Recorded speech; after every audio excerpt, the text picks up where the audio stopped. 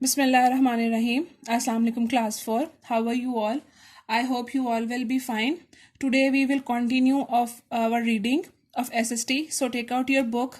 Open page number 38. हम लोगों ने यूनिट स्टार्ट किया था land use, farming and forest. आज हम उसका सेकंड पॉइंट पढ़ेंगे एग्रीकल्चर. मैंने कुछ लाइन हाईलाइट की हुई हैं जो आपको हेल्प आउट करेंगी fill in the blanks, MCQs या शॉर्ट क्वेश्चंस को सॉल्व करने के लिए आपके फर्स्ट टर्म के रिवीजन प्लानर में. और कुछ वर्ड्स के मैंने मीनिंग्स भी लिखे हैं डिफ़िकल्ट वर्ड्स के, आप वो भी साथ साथ राइट करेंगे. आज हमारा टॉपिक है एग्रीकल्चर, ज़राअत. In the Punjab and in parts of Sindh there are large fertile areas and a good network of canals, so many crops can be grown hair.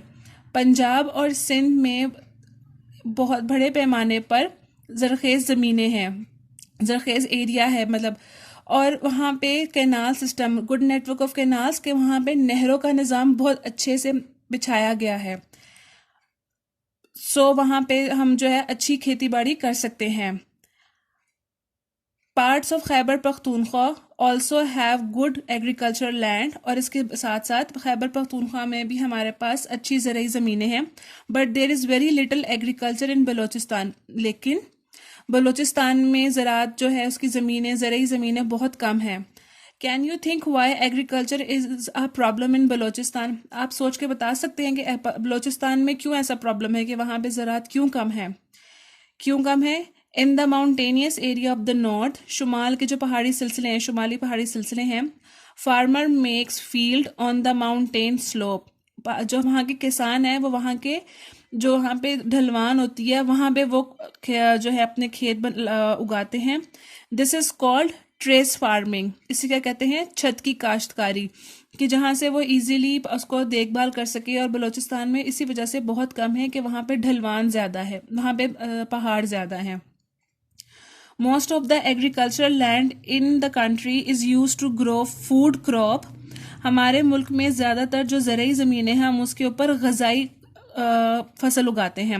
Food वैसे तो हम कहते हैं खाना, लेकिन यहाँ पे ग़ज़ाई क्रॉप फसल उगाते हैं, जैसे कि सच एस वीट, गंदम, राइस, चावल, माइज़, मकई, मिलेट्स, जवार या बाजरा, ग्राम, चना, मसूर, जिसको उर्दू में भी मसूर कहते हैं, मस्टर्ड, सरसों एंड ग्राउंडनट, मूंगफली.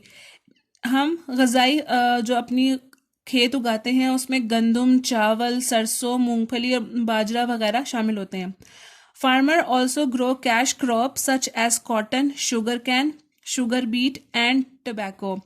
किसान जो हैं वो कैश क्रॉप भी उगाते हैं. कैश के जिस तरह नाम से है कि हम कोई चीज़ कैश करवाते हैं, ऐसी फसल जो आगे बेची जा सके, जैसे कि कॉटन, गन्ना, शुगर बीट. वैसे तो हम चुकंदर को कहते हैं, लेकिन चुकंदर की कैसी किस्म भी आती है जिसमें से हम शक्कर जो है वो हासिल करते हैं. एंड टबैको, तंबाकू. To make their crops grow well, farmers often use fertiliser. और अपनी फसल को अच्छा करने के लिए, बेहतर करने के लिए किसान क्या इस्तेमाल करते हैं? खाद इस्तेमाल करते हैं. As well as these crops there are large areas of fruit orchards across the country. इन खेतों के साथ, इन फसलों के साथ, जो ग़ज़ाई फसल है और जो कैश क्रॉप है, बेचने वाली फसल है, इसके साथ साथ पाकिस्तान में, हमारे मुल्क में बहुत ज़्यादा एरिया पे ना फलों के बागीचे पाए जाते हैं. Pakistan produce a variety of fruits. Pakistan जो है मुख्तलिफ़ किस्म के फलों की पैदावार करता है, जैसे कि सच एज मैंगोज़, आम, एप्पल्स, सेब, बनानास, केले, मेलन्स, खरबूजे, ऑरेंजेस, माल्टे, पीचेस, आड़ू, एप्रिकॉट्स, खुबानी एंड प्लम्स, आलू बुखारा. Although Balochistan does not have large area of farm land. अगरचे बलूचिस्तान में इतनी अच्छी जो है लार्ज एरिया पे, इतने बड़े एरिया पे इतनी अच्छी एरिया नहीं है कि वहाँ पे फसल उगाई जा सके. It does produce fruits. वहाँ पे कुछ फलों के फसलें हैं, बागीचे हैं, जैसा कि Apple, peaches, almonds, cherries and grapes. सेब, आड़ू, बादाम, चेरीज और अंगूर के. Good quality fruit from Pakistan is also exported. Exported का मतलब होता है अपनी ऐसी चीज़ जो हम बाहर के मुल्क भेजें. सोल्ड टू अदर कंट्रीज, हम बाहर के मुल्क में उनको बेचते हैं. इन अ लार्ज क्वांटिटीज, बड़ी मिकदार में, ज़्यादा वाफिर मिकदार में हम उन्हें दूसरे मुल्कों को बेचते हैं, सेल करते हैं।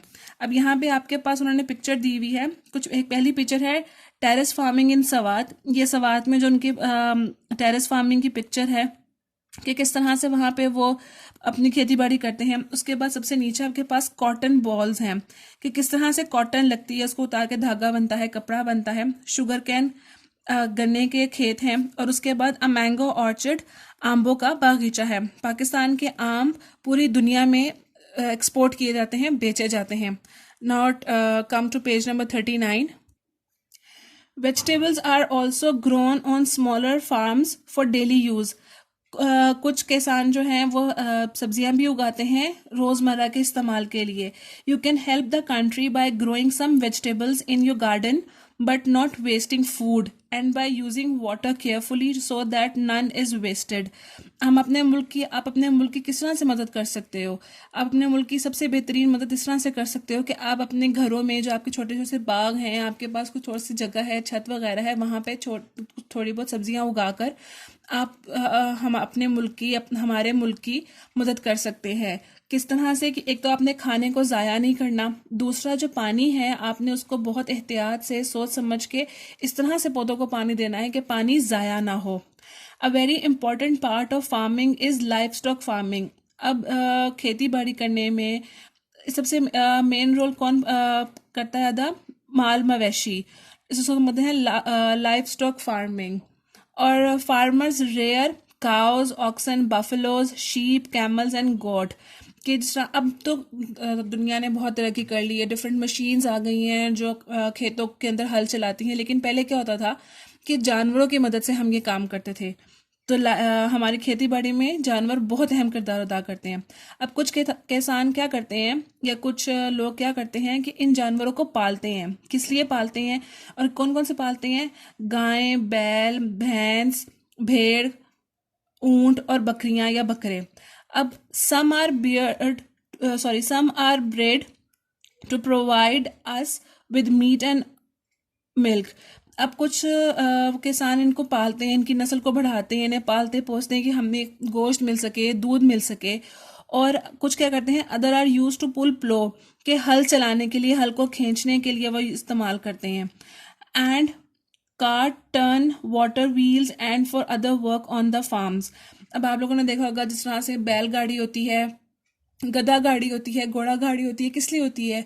कि माल को लाना ले जाना या पानी के कुएं होते हैं उनको चलाने के लिए बैल जो है वो उसके कुएं के इर्द गिर्द जिस तरह चक्कर लगा के पानी निकालता है।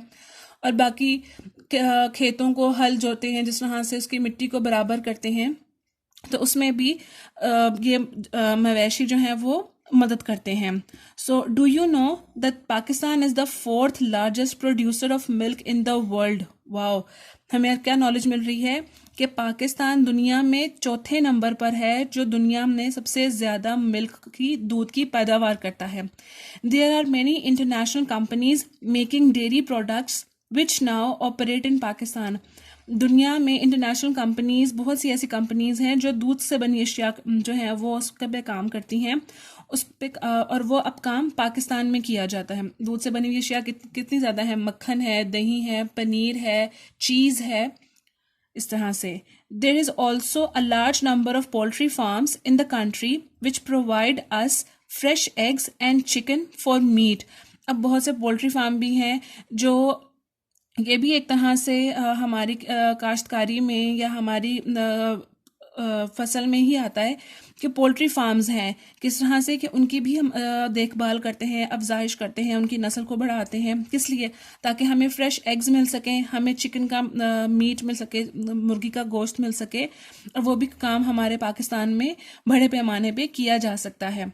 तो एग्रीकल्चर का मतलब सिर्फ ये नहीं है कि सिर्फ आपने कोई पौधा लगा दिया, कोई दरख्त लगा दिया। एग्रीकल्चर में 2-3 चीज़ें आती हैं। एक तो पहले गंदम उगाना, क्रॉप्स उगाना, फूड क्रॉप्स उगाना, गज़ाई क्रॉप उगाना, फिर कैश क्रॉप के पाकिस्तान तरक्की करता है कैश क्रॉप से, कि जो बाहर माल बेचता है उसके पैसे आते हैं तो पाकिस्तान में तरक्की होती है। फिर माल मवेशी के थ्रू करना कि माल मवेशी बेच कर लोग अपना जो है वो ज़रिया करते हैं खाने बनाने का, सॉरी कमाने का, उसके बाद पोल्ट्री फार्म भी, इस तरह से ये सारी चीज़ें हमारी आती हैं एग्रीकल्चर के अंडर। यहाँ तक आज हमारी रीडिंग है। उसके बाद अब अपनी नोटबुक ओपन करेंगे और उसकी वर्किंग करेंगे।